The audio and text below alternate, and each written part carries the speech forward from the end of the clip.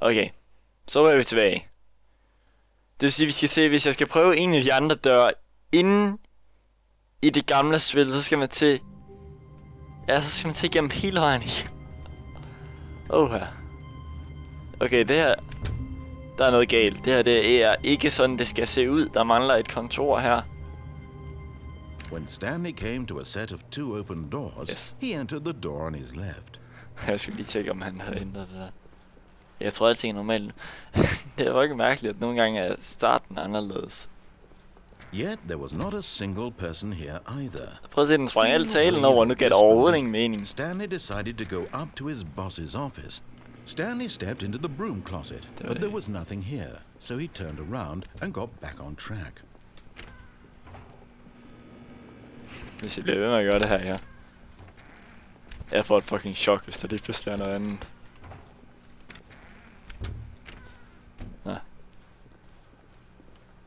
Okay, up. Coming to a staircase, Stanley walked upstairs to his boss's office. Up, hen, op, badeværelse. Simpelthen er åben. Okay, nogle gange er det åben. Det gør ting mere uhyggeligt, når der ikke er nogen mennesker, men nogle gange er døre åben, og nogle gange er de ikke. Stepping into his manager's office, Stanley was once again stunned to discover not an indication of any human life. Shocked, unraveled, Stanley wondered in disbelief who orchestrated this. What dark secret was being held from him? Jeg kan ikke huske koden. What he could not have known was that the keypad behind the boss's desk guarded the terrible truth that his boss had been keeping from him. And so the boss had assigned it an extra secret pin number. 2845. You got this? Stanley, yet incredibly, by simply pushing random buttons on the keypad, Stanley happened to input the correct code by sheer luck. Amazing. He stepped into the newly opened passageway. Og så tager vi nedad, og så tager vi der, og så er vi nedad, og så... man kan ikke løbe. Og så skal vi ned, og så skal vi igennem det hele, og så skal vi hen og trykke på NO! Og så håber jeg, der sker noget andet. Fordi når I kommer til at trykke på yes 2 gange, det må I undskylde, hvis I bare vil få stress af det. Fordi anden gang så misklikkede jeg, eller jeg vidste noget med at prøve at trykke, fordi der kom sådan en prik op, så troede jeg, at jeg kunne klikke på et eller andet uden at klikke på knappen, så klikkede jeg på den, og så... As though he felt more free to think for himself, to question the nature of his job. Why did he feel this now, when for years it had never occurred to him? Fordi vi lige pludselig kører en elevator i et mørkt rum, så bliver man bange. Sådan fungerer virkelig, man arbejder på et kontor, og så bare lige pludselig, så finder man alt muligt mærkeligt. Ja, har vi været. Lys! Klik. Room packed with television screens. Television? What horrible secret did this place hold? Stanley thought to himself. Did he have the strength to find out? Ja. Vi trykker. Speedrunner. Now the monitors jumped to their true nature revealed. Each bore the number of an employee in the building, Stanley's co-workers. The lives of so many individuals reduced to images on a screen, and Stanley, one of them, eternally monitored in this place where freedom meant nothing. This mind control facility, it was too horrible to believe. It couldn't be true. Had Stanley really been under someone's control all this time? Was this the only reason he was happy with his boring job? That his emotions had been manipulated to accept it blindly? Yes. No. Whoa. He refused to believe it. He couldn't accept it. His own life in someone else's control? Never. It was unthinkable. Wasn't it? Was it even possible? Had he truly spent his entire life utterly blind to the world? Yeah. But here was the proof. The heart of the operation. Controls labeled with emotions. Happy, or sad, or content. Walking, eating, working. All of it monitored and commanded from this very place. Alting and offline. as the cold reality of his past began to sink in, Stanley decided that this machinery would never again exert its terrible System power power over another human life. For On! he... Oh, Stanley, you didn't just activate the controls, Vi did you? tændte det, vi After slukkede they det. kept you enslaved all these years, you go and you try to take control of the machine for yourself. Is that what you wanted? Control? Oh, Stanley, I applaud your effort, I really do. But you need to understand, there's only so much that machine can do. You were supposed to let it go, turn the controls off, and leave. If you want to throw my story off track, you're going to have to do much better than that. I'm afraid you don't have nearly the power you think you do. For example, and I believe you'll find this pertinent, Stanley suddenly realized he had just initiated the network's emergency detonation system. Oh, nej. In the event that this machine is activated without proper DNA identification, nuclear detonators are set to explode, eliminating the entire complex. How long until detonation then? Let's say 5 sekunder. 2 minutes. Now this is making things a little more fun, isn't it, Stanley? It's your time to shine. You are the star. It's your story now. Shape it to your heart's desires. Oh, this is much better than what I had in mind. What a shame we have so little time left to enjoy it. Moments until the bomb goes off. But what precious moments each one of them is.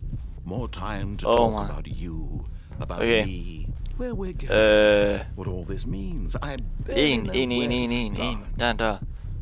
Den nødrute. You'd like to know where your co-workers are? A moment of solace before you're obliterated. Tryk på 1.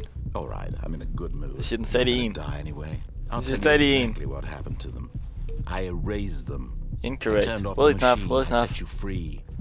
Of course, that was Incorrect. merely in this Grøn knap. instance of the story. Grøn knap. Sometimes when I tell it, I simply let you sit there in your office forever, pushing buttons endlessly and then dying alone. Other times, I let the office sink into the ground, swallowing everyone inside, or I let it burn to a crisp. Det er I 4. have to say this though, Jeg tror, jeg lavede this 5 version of træerne. events has been rather amusing. Watching you try to make sense of everything and take back the control wrested away from you, it's quite rich. I almost hate to see it Jeg må sgu trykke 3 gange. Hvad skal man så? but I'm sure whatever I come up with on the next go around will be even better. My goodness, only 34 seconds left. But I'm enjoying this so much. You know what? To hell with it. I'm going to put some extra time on the clock. Why not?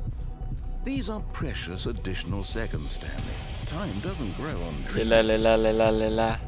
Oh dear me, what's the matter, Stanley? Is it that you have no idea where you're going or what you're supposed to be doing right now? Or did you just assume when you saw that timer that something in this room was capable of turning it off? Yeah. I mean, look at you. Running from button to Tryk der, button, så 1. screen to screen, clicking on every little thing in this room. 1. These numbered buttons, no, these colored ones. Or maybe this big red button, or this door. Everything, anything, something here will save me. Why would you think that, Stanley? That this video game can be beaten? Won? Solved? Han sagde video Do you game. have any idea what your purpose in this place is? Stanley, you're in for quite a disappointment. But here's a spoiler for you. That timer isn't a catalyst to keep the action moving along. It's just seconds ticking away to your death. You're only still playing instead of watching a cutscene because I want to watch you for every moment that you're powerless. To see you made humble. This is not a challenge. Hvor er den sidste blå? Hvor er den It's a sidste blå? tragedy. You wanted to control this world, that's fine. But I'm going to destroy it first, so you can't. Halvt minut igen. Take a look at the clock, Stanley. Jeg kigger. That's 30 seconds you have left to struggle. 30 seconds until a big boom and then nothing. No ending here, just you being blown to pieces. Will you cling desperately to your frail life, or will you let it go peacefully? Another choice. Make it count, or don't. It's all the same to me, all a part of the joke.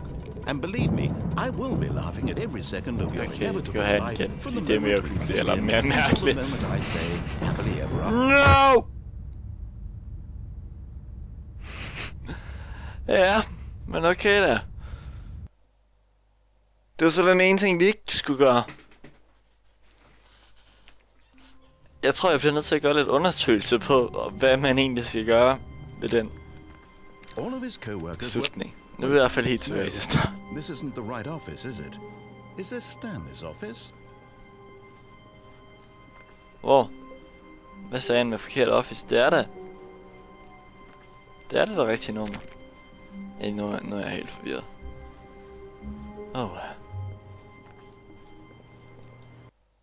Game is now passed.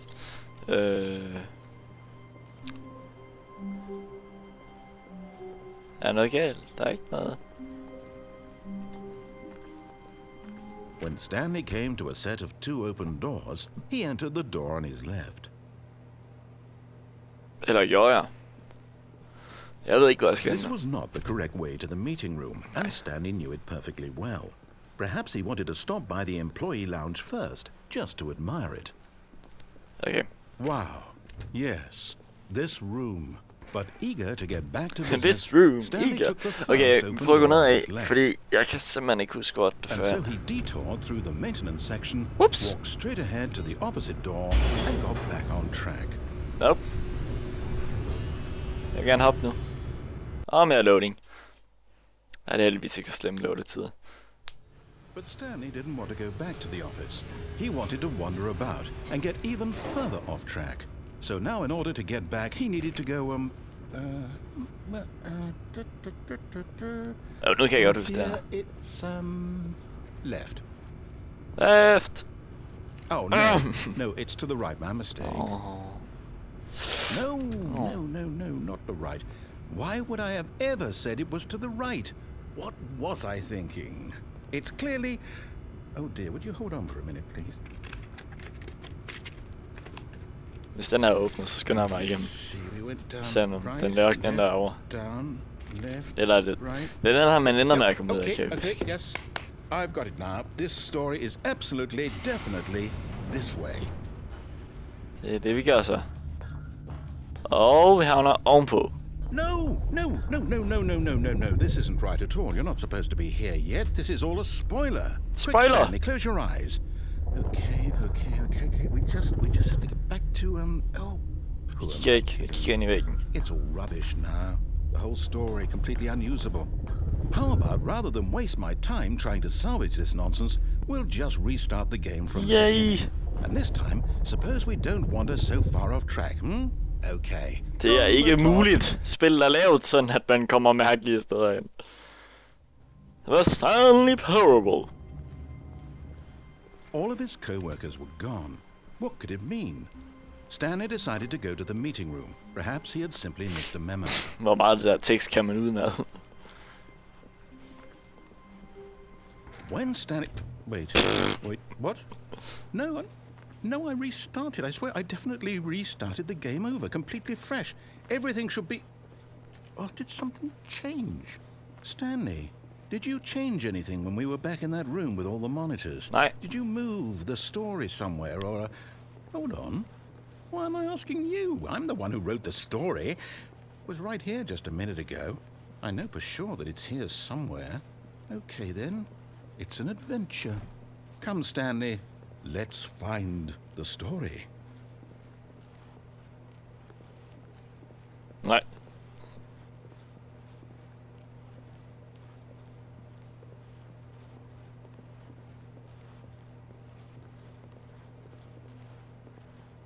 Nej.